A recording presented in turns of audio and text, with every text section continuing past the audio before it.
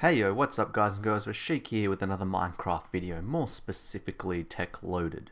And we're back at our house. So, since last episode I finished up this little roof here. As you can see, it's now complete. And I've just worked on setting up some temporary storage. Now, I still don't have an idea for what I'm going to use this room for in the future, but for now it's working perfectly as my temporary storage. So as you can see, I've set up a whole heap of barrels with most of the main items, and then around here I pretty much just have a whatever the heck was left type of chest. So these are all the items I own pretty much, except for a couple of pieces of scrap I left at the old base. But what I did was I set up, an end chest here with a filter, and I just had the timer running like so, sucking out the stacks of items. The filter sucks out a stack. I think the transposer does one item at a time. And then the red power tubes are smart enough to go through and pipe it out into where it should go. So that's how I transferred all my stuff over here. It took a bit of time to get it all set it up. And the reason that there's red power tubes running through the middle here and also on the top is because barrels they don't like accepting items from the bottom for some reason. If you try to pump an item through the bottom, it'll work up until you have one stack. As soon as there's one stack in there, it reads it as full, the red power tubes, and it sends it down the line and it'll go try put it in the chest over there. So that's why I had to add the second line on top. Otherwise, all these barrels on top would just be a waste of space and they wouldn't actually be taking in any items. Okay, so for today's episode, what I want to work on is I want to play with some of the Soul Forge mod and some of the soul shards and all that stuff, because it's really, really cool stuff and I really want to show you guys. And also because it's going to help us set up our first little food source. So the first thing we're going to need to do is make this little gadget right here called the Soul Forge, and it's pretty straightforward with some obsidian and some of this corrupted essence. Now to make this, we've got to get some vile dust and some glowstone, and to get the vile dust we're simply going to smelt the soul sand. So I'm just going to start cooking up some of the soul sand. I haven't done it already, I was just waiting to start the episode, and we'll chuck that in here. And I've got my temporary power system is all I'm using. So while that cooks, going to go grab all the other materials that we need, some smooth stone and some obsidian, and we are also going to need, whoops, wrong thing, here we go, some diamonds. Okay, so I'm going to make a couple of these to start with. So let's just grab a couple of, whoops, wait, that's a couple of stacks, that's not what I wanted. You can go back in there. Okay, there we go, that's better. So we're going to be making this little soul shard, and I'm going to show you what these guys can do, and it's really, really cool. We've got some vile dust. Yep, we do. Oh, and I was using that to patch up the roof. Okay, so we're going to take the vile dust and we're going to mix it with our glowstone dust, which actually, there's a barrel over here, isn't there?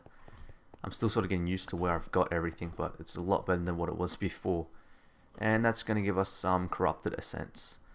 Now, we're going to go over to our crafting bench, and like I just showed you, one of these in the middle, some obsidian around the sides, bit of smooth stone, and we've got our soul forge. So I'm just gonna, I'll stick it on the other side of this anvil.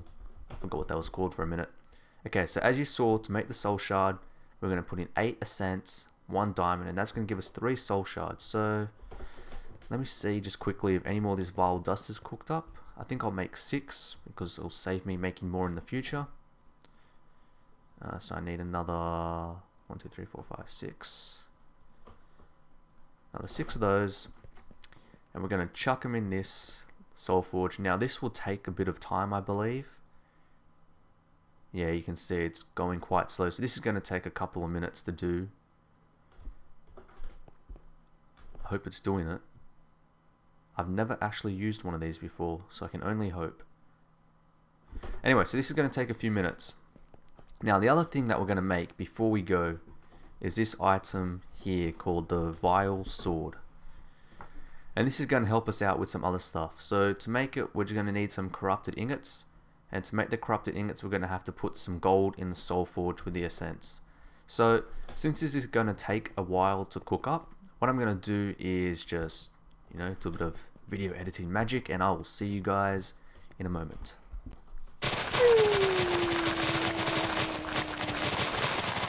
I love this shovel, man. It's so much fun. Whoops. So I was just sort of sitting around waiting for the soul forge to finish. I heard this massive explosion. That's what happens when you let too much power build up in your energy pipes. They could only got to a certain amount of power because none of these machines were running, so, and the engine was pumping away, so the power just built up and it exploded.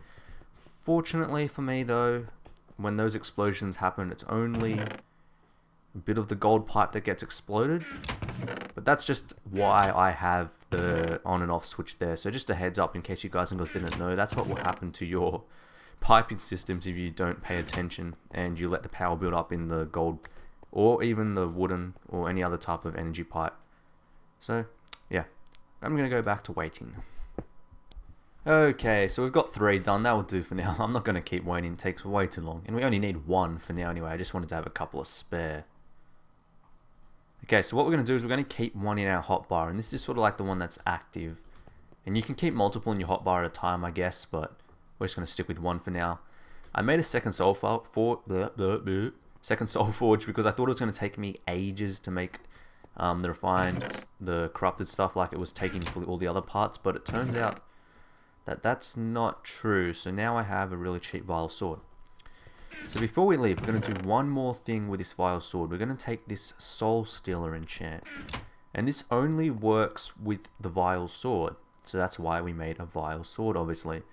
So we're going to chuck that on here, and you're all about to see what this does shortly. So I said that we're going to be making a cow farm of sorts, and to do that we are going to need to kill some cows. Now there's a cow out here. I can give you a quick example of what's going to happen. And if there's not a cow out here, then that's not going to happen. Okay guys and girls, so I'm going to head over to a special little place, and I'll be back with you all in a minute. Psst, guys and girls, be quiet. There's a creeper down there. Guys, there's a creeper. Okay, so this is the perfect example to show you what the soul shards do, because I need creeper souls as well later on. And yep, you heard what I just said. I need their souls. I'm going to nom on their souls. So when you kill a mob and you have a soul shard in your inventory, let's just kill this guy. Oop, that could have been bad. You see here it starts to build up. Tier 1, killed 1.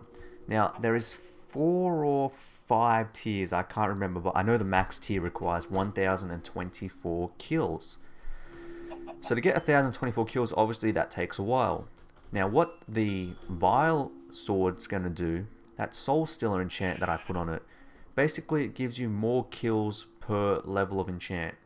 So I think with my soul stealer 3 I actually get 4 souls per enchant, or it might be 3, I'm not quite sure which way it goes, but I think it just adds on 1 each time. So that's why we made it, because it's going to make the whole process a lot quicker. And now with this soul shard that we just made here, which has a creeper on it, no matter what else we kill, whatever mob we kill, if that's in our hotbar, it's not going to do anything. It's only going to do something if it's a creeper that we kill. So that's why I'm going to make multiple, as you can see, because I'm going to need 1 shard for each type of mob that I intend to make a farm for. And I intend to make a lot of farms because, you know, they're just nice and compact, and you need all the mob items for things like Thorncraft and just building in general. So it's always useful to have these things. And as you can see, you know, I'm having to fly over to somebody else's house. I'm not going to Dyer's house to build what I want. But I want to make, you know, my little island a whole self-functioning, self-dependent island, you know. I don't want to have to go to other people's houses to use their machines and that. So that's the whole purpose of this island, you know. We want to build up our home. I almost want to make this like a single-player Let's Play, just with a few little friends helping out here and there. So I'm going to come back when I get to the destination, now that I've shown you what the soul shard does. And I'm going to show you where I'm killing the cows, and then I'll kill some cows, I guess, off camera. Okay guys and girls, so here we are. This is, I believe, ballot boxes spawn. I think I've shown you this before. And here you can see the soul cage. So you make these little cages and you put the shard inside and it'll start to spawn. So I'm just going to show you this just to give you a little taste of the spawning powers of these things. And as you can see, you know, they just spawn away non-stop. Massive stream of mobs. Now Ballot has this set up with these little Thorncraft golems, which I'll go into one day when we do a bit more Thorncraft. And they're just being auto-killed when they fall to the ground. I plan to do something a little bit different, but I'm going to get to work on killing some cows, guys and girls, and I'll be back at base soon. Okay, guys and girls, so you learn something every day. It seems that if you try to kill a mob that has been spawned by the spawner, you're not going to get a kill. And that is something I did not know, because I always thought that that worked for some reason. So I'm going to have to tidy this place up now. And we're just going to have to go hunting cows, I guess. Or we can do the old breed some cows. If these cows want to even breed. They don't seem to want to make babies. Come on, make some babies. There we go. So this is going to take a lot longer than I had planned. Anyway, guys and girls, I'm going to get back to work on this, and hopefully we can start setting up our spawn soon. Okay, guys and girls, so as you can obviously see, we are back at my place. Now I've done a lot of prep work off camera. It's taken quite a while. I got like, while I was sitting there just killing the cows and that, I was just browsing the wiki waiting for them to grow up, and I found out an interesting gem of information. So we're going to test it out and really hope that it works. It says that you can combine soul shards and transfer souls from one to another. So say I have my cow shard here, and I went and killed a bunch of chickens to test this out. If I put my cow shard, 53 cows, with my 76 chickens, I should get some more. Holy cow, that is not 120. That is way more than 129. Well, oh boy, please work. Oh my god, that is amazing. So it practically multiplies them. So you could, in effect, I doubted the wiki when it said this, but like, you just set up a little mob farm with cave spiders or something and get heaps of their souls and just merge them with whatever you want. And speaking of setting up a farm, that's what was confusing me. I have seen it done with a mob spawner before, but it was a natural mob spawner that you can get the souls from, not a soul shard mob spawner. But if you set up like a regular mob cave spider spawner, or, you know, spiders, zombies, whatever, then you can farm the souls from there. Okay, well that just made my day. I wonder if I can combine it with this creeper one. Ooh. Oh. Yeah, let's do it. Okay, so we're going to progress with our build now. Even though it's only tier 3, that will do for now. I don't know why I keep saying tier. That will do for what we want for now for this cow spawn. And I can always take it out and upgrade it later on to a tier 5 later, when I've set up like some sort of way of farming souls. But for now, I'm going to go over here and show you what I've been working on. Now I want to get rid of this stone brick. It's just what I used because it's what I had. But if you guys know what looks really good with snow, then let me know, because, you know, as you guys know, I'm not the best architecturally and design. So if you have any ideas what would look good, I like the snow border sort of because it's in the snow biome, and I wanted to have, like, you know, these little ice cubes of death kind of things set up in the snow biome. There's going to be a whole heap of these set up with all the different types of mobs that I want to farm. So inside here, of course, it's starting to become nighttime. We're going to have the mob spawner set up top, and we're going to have just a water stream that sucks the mobs down. Now the cages, the soul cages, which now that I think about it is the only thing that I haven't made yet, they spawn with a range that is the same as a regular mob spawner. So they spawn in an 8x8x3 area. Now obviously when it's 8x8, you're going to have one side that's one block longer than the other. So one side will have 3 spaces, the other will have 4.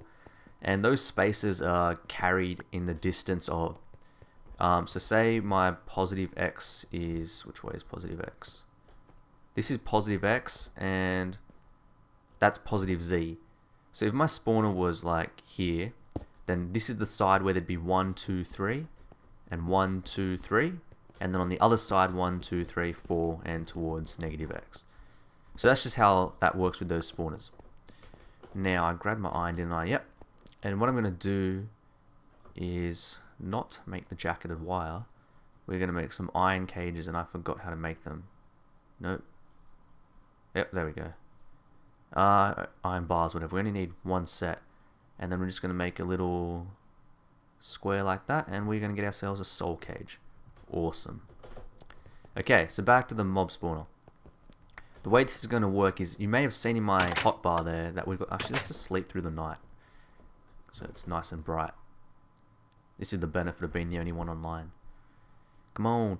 So while we're what we're going to do is the turtles are going to be set up with a simple startup program that's going to pretty much just have them waiting there to kill anything that appears.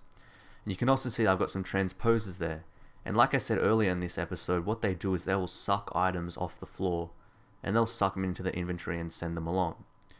So the plan is this. Let me just get down in here. We're going to have... Okay, let's see if I can do this. Here is where we're going to put our soul cage. Now, I'm not sure how it works with passive mobs since they spawn in the daytime anyway. Oh, that's not where I wanted it. But when it comes to hostile mobs and that, you need to have your place in darkness unless it is tier 4 or 5, and then it spawns regardless of the light level. But we're just going to put it up here. That should be dark enough for the cows to spawn. Now, the next thing we're going to do is remove this water because I don't actually need it anymore. I realized the better way to do this. Ta-da! Now, I've made this box 9 by 9 just so it looks, you know, nice and even and pretty. So then I don't have to worry about the whole which direction is it going to spawn in and whatnot. Now, underneath these last blocks here where the water streams end is where we're going to sit our transposers. In fact, what I might do, just while we're building this, is block off all the water, like so, just so it's not getting in our way. Break. Okay. And here we're going to have our transposer set up. So I believe the big side is the side that sucks, and the little side's the side where it's going to eject from. So we're gonna... Why won't it let me place it? There we go. Okay. So we've got all those set up. Now what we're gonna do is dig underneath here and connect... Whoop. It's been a bit laggy right now. We're gonna... Let's just get rid of this row of snow for now. I don't really need it. And we're gonna dig down here. This is the one disadvantage of using a super fast shovel. You might dig out more than you actually want, like I just did there. Okay, so we need the next row. We need this row over here. There we go. And we're going to use this redstone tube. Now the difference between the redstone tube and the regular pneumatic tube is, as you can see, it's got this little bit of red, and what happens is you can actually send a redstone current along the tube and it'll power whatever it is connected to. And now here there's going to be an ender chest, but simply for example sake we're going to put a regular chest because I don't have my barrels all set up to collect all these items back at base. But normally there's going to be an ender chest which will send it through to the storage system. And we're also going to put... I don't have any levers, so we're just going to fly over here. Oh no, there's a tree over here. Give me that tree.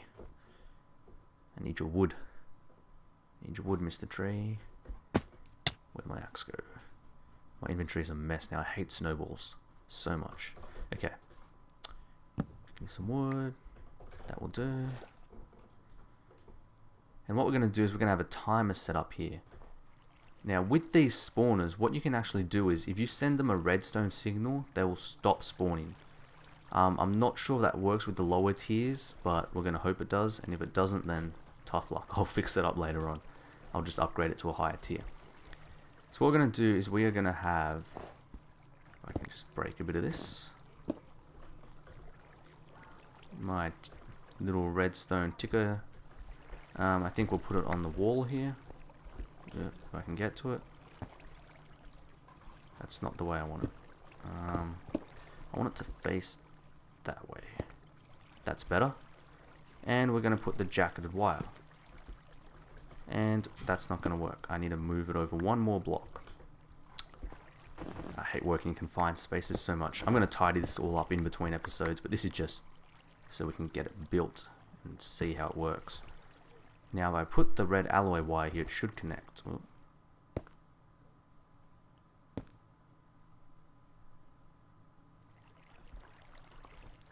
Is it just me or is it not sending out a signal? Wait a second. Oop. Options, video settings, animations. Maybe it's because I got particles off that I can't see it. Nope, it's just not sending out. Oh no, yep, okay, you can see it up here. It is sending the signal.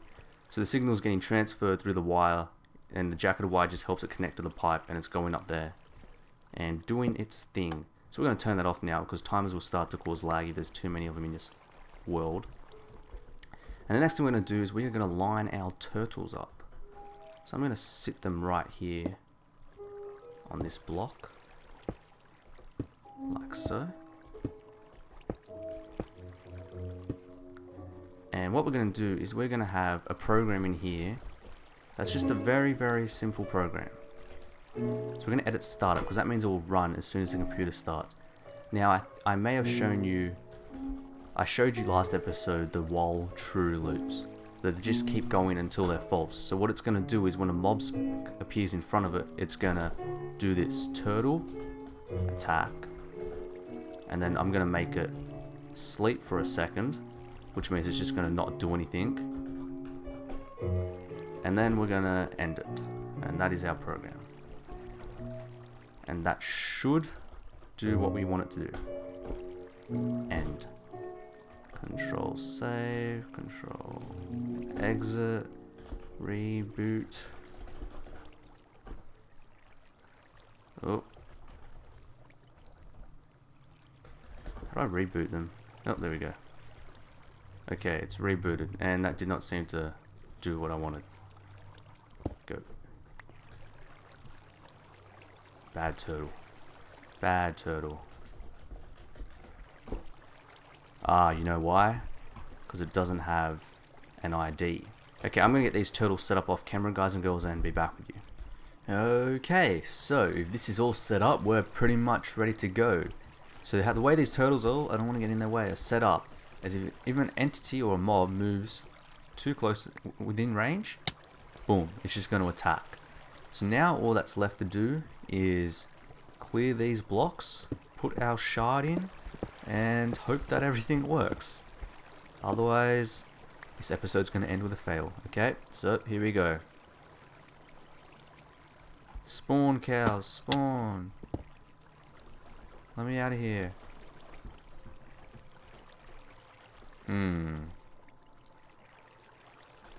Does not seem to be spawning. I wonder why. Maybe these ones do need light. Okay, one sec, guys and girls. Okay, guys and girls, well, unfortunately, we are going to have to end this episode on a failure note. There seems to be a problem with spawning, so what's happening is, it doesn't want to spawn here in this biome. But if I go put it on grass, it will spawn. So then I did a whole bit of experiments. As you can see here, there's some bricks. So I did it in this biome on the bricks, and it wouldn't spawn. So then I silk touched some grass, and I put it in this biome, and it did spawn. So it seems to be that these cows, and I assume the other passive mobs, only will spawn on a grass block.